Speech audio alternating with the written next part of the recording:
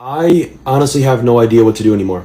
I'm sitting here. It's almost midnight. I've been scrolling for hours, just looking for jobs, like extra jobs. I work two jobs right now, and I feel like I can't even afford, what I'm trying to pay for. My rent's so expensive.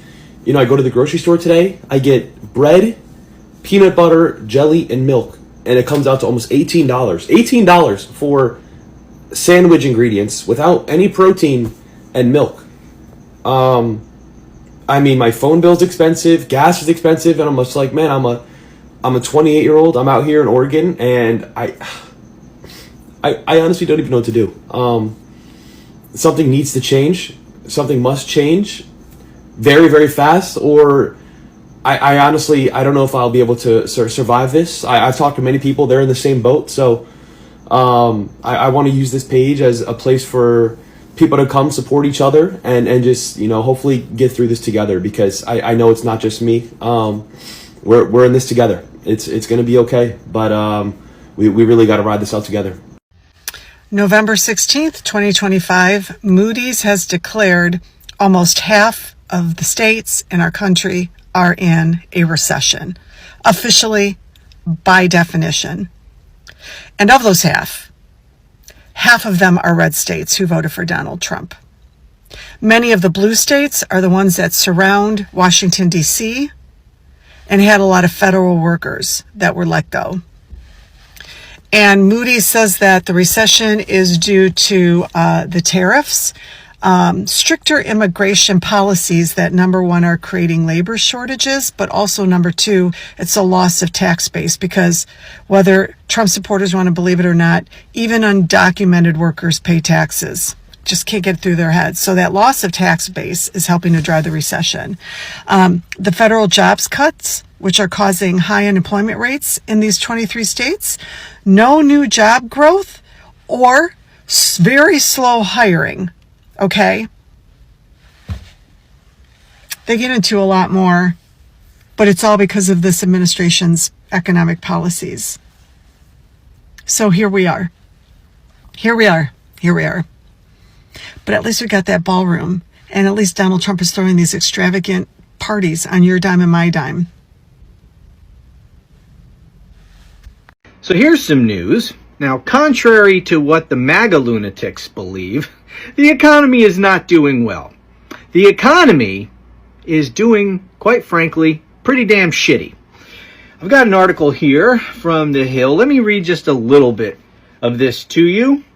Moody's Analytics chief economist Mark Zandi said the U.S. economy is, quote, on the precipice of recession, citing indicators from last week's economic data releases. In a social media post, Zandi pointed to stagnant consumer spending, contracting construction and manufacturing sectors, and projected employment declines.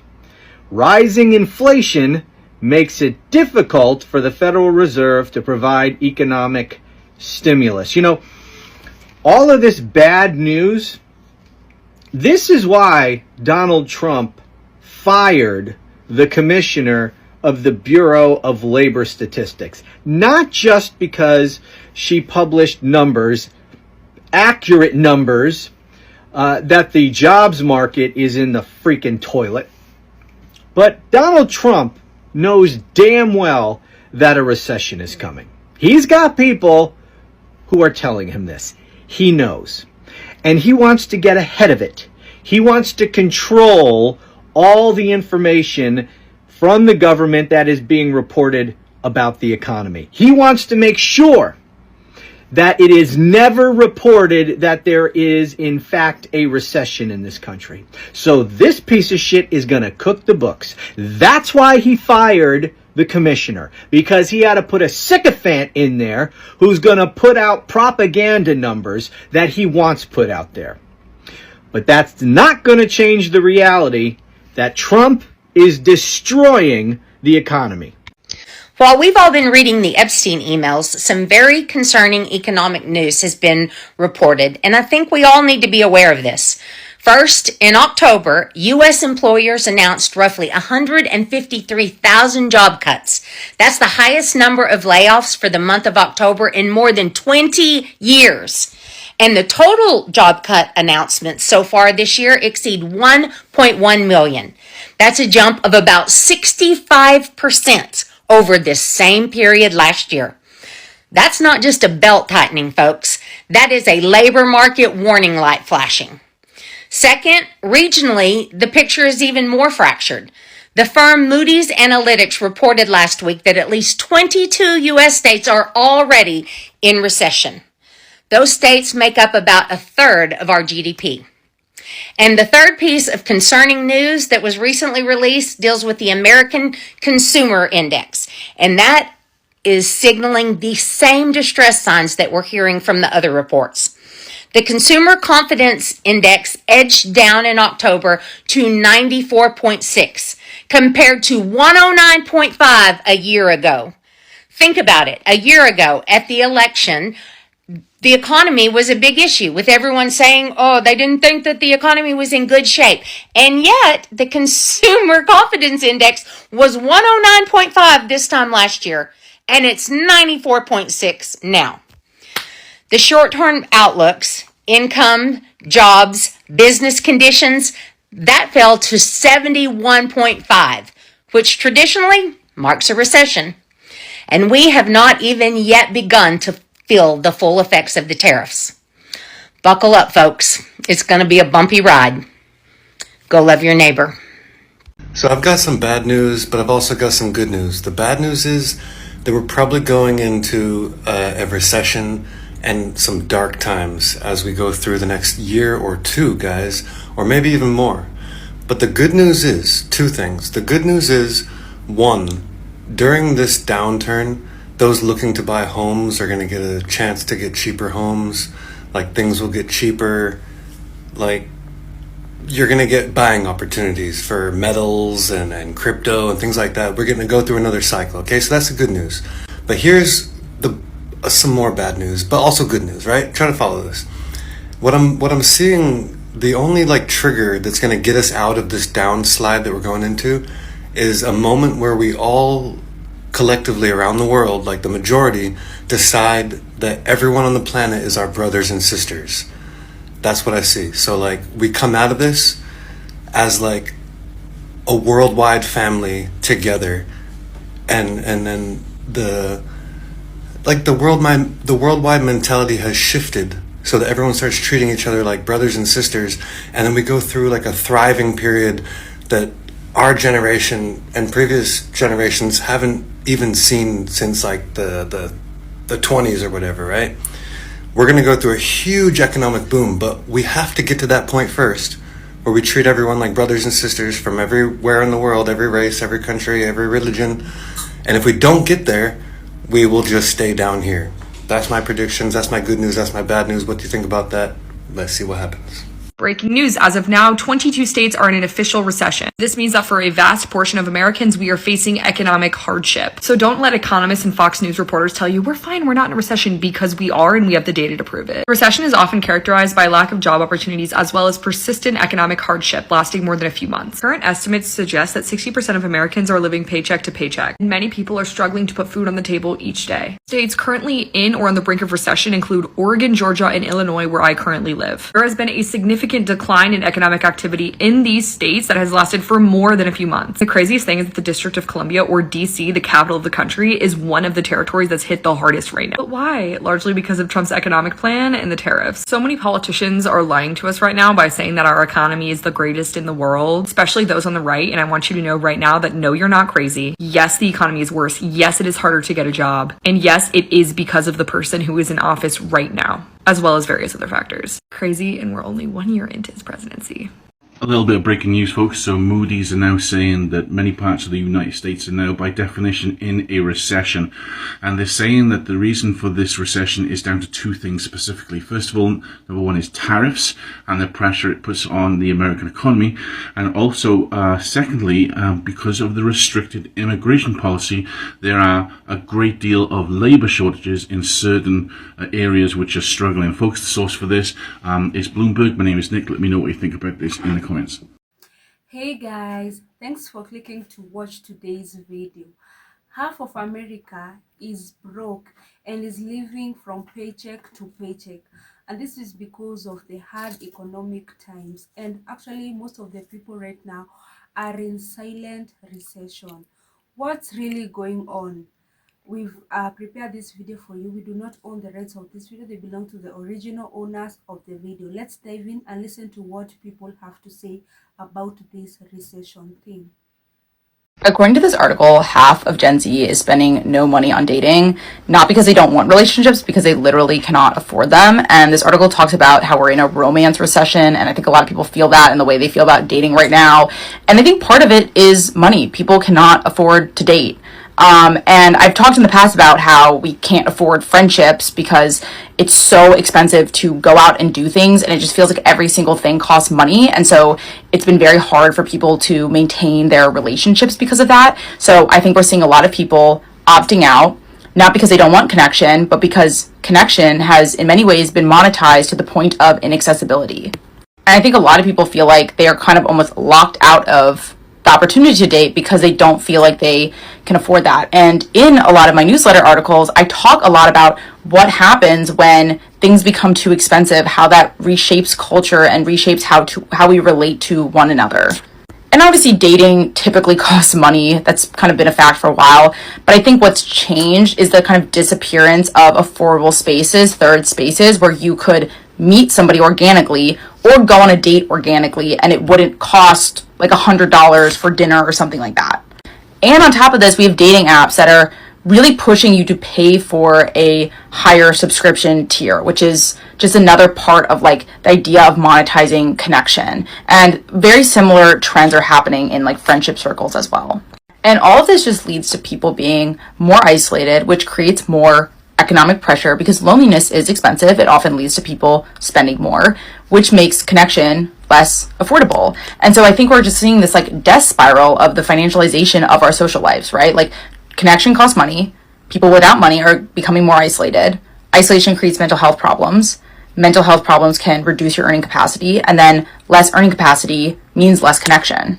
And a lot of the very fundamental aspects of being human in today's society are becoming luxury goods that are only available to people that can afford them. In the event that you have the luxury of not being able to keep up with the state of the American economy, I apologize in advance, but I gotta be the one to put you on. If you want to remain ignorant, by all means scroll. But after this portion of the video, it's all facts, baby. All facts.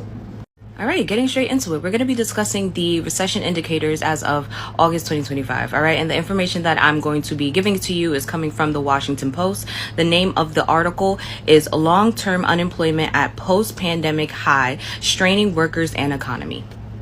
So I took a decent amount of notes from this article, so excuse me in advance, apologies in advance if I'm looking down a lot, but let's just get straight into it, right? So as of August 2025, 1 out of every 4 worker in the United States is unemployed and has been unemployed for at least half a year, right? This is a number that economists say is only seen during periods of economic turmoil.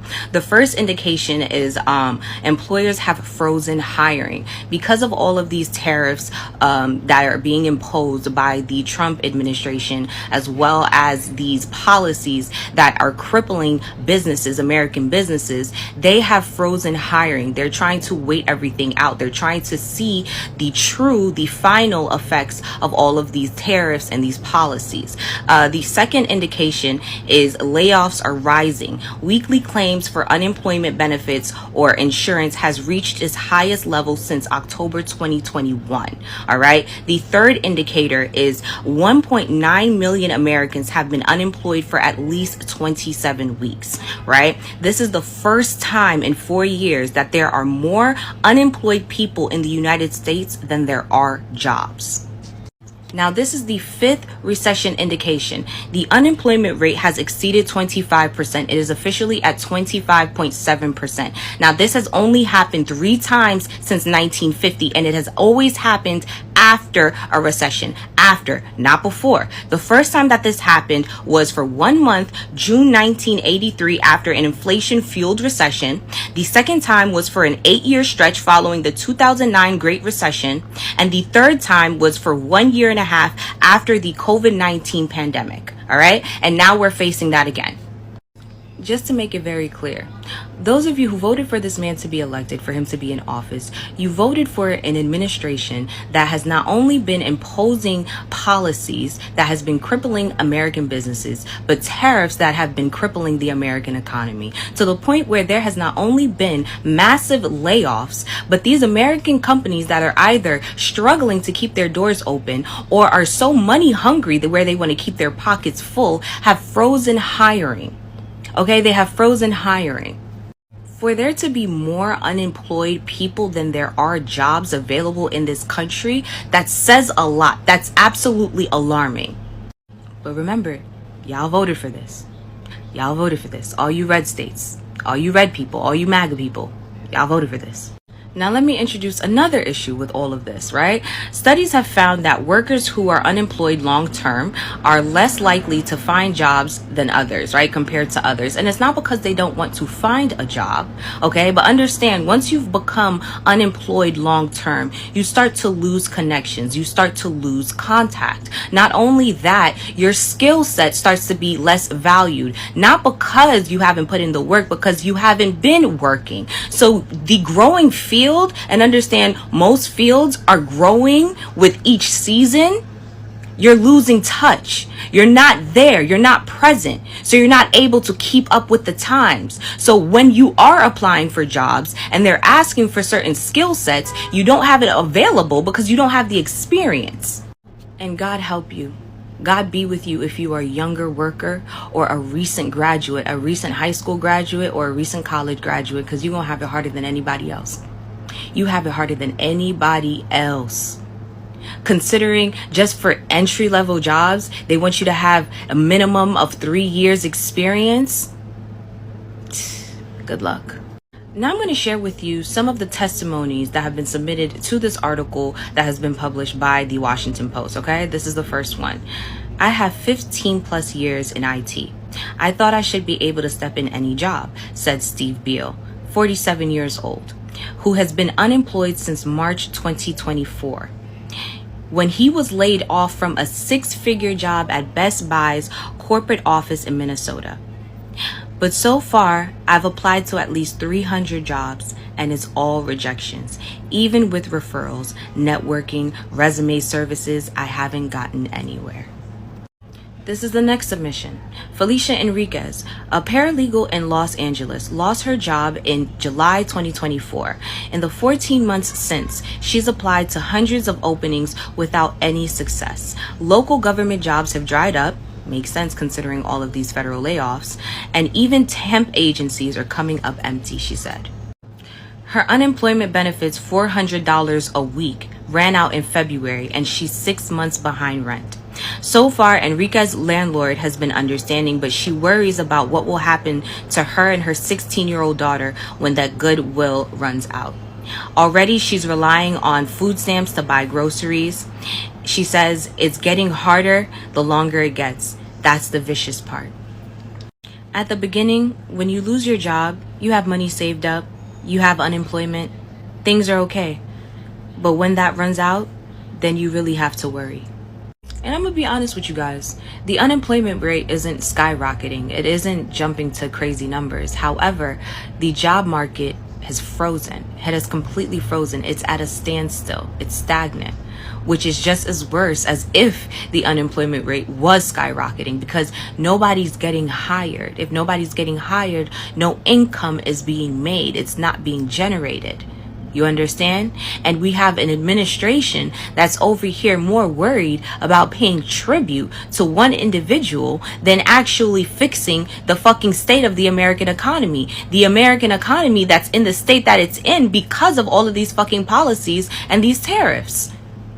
And that concludes your update on the state of the American economy as of August 2025. Do what you will with that information. And why I'm just now noticing that I went throughout this entire video without posting not one screenshot or any of my sources. So here is the screenshot of the head of the article. I don't know why the picture's not shrunken the way that I did, but fuck it, we ball. Anyway, you can see the title up top, so you can go and check for yourself. You could go and fact check for yourself. But the article is found on the Washington Post. Yeah. Reports show that nearly 50% of Americans are really struggling to survive. They can't even afford the basic commodities like, money to pay rent, groceries, gas, and, those basic commodities.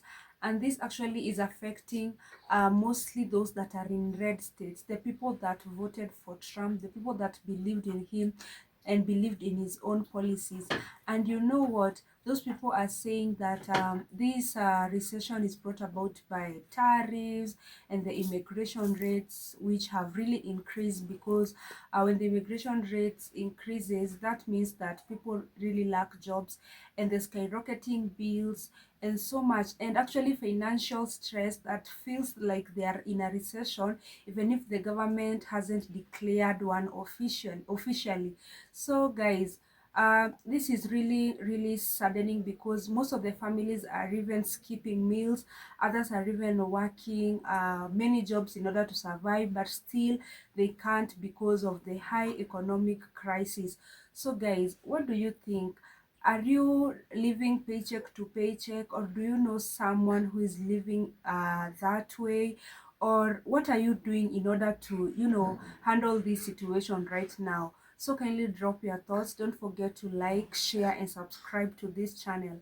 Thank you so much for watching. See you on our next video.